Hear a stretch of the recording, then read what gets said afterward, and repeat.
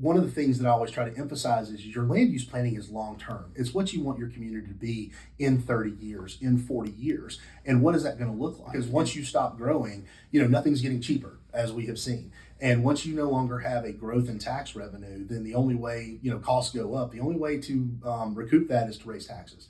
So if you like low taxes, Mooresville hasn't had to raise taxes in, I think, close to 15 years. Wow. The reason has been because of growth. They've been able to fund multiple bonds for infrastructure, for roads, for recreation, and never had to raise taxes, even though they were on the ballot. For developers, what I would say is you got to put in the legwork. You can't just stop with planning staff. Planning staff will tell you whether or not you meet the ordinances. Planning staff will tell you whether or not your plan works. Planning staff's not going to tell you whether or not it's going to get passed. And so a lot of developers take for granted the engagement they need to be having with their elected officials, with other people, with folks in the community, right? Don't wait until your community meeting that you're required by the ordinance to have to talk to the community when they're all just going to come out and yell about you.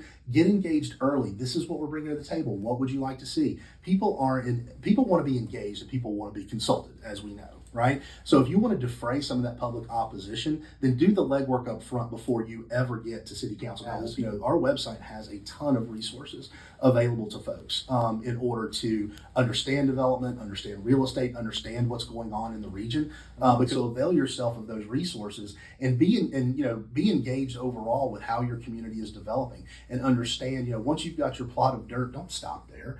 Keep engaged, keep understanding what's going on in the community, and make your voices heard to elected officials.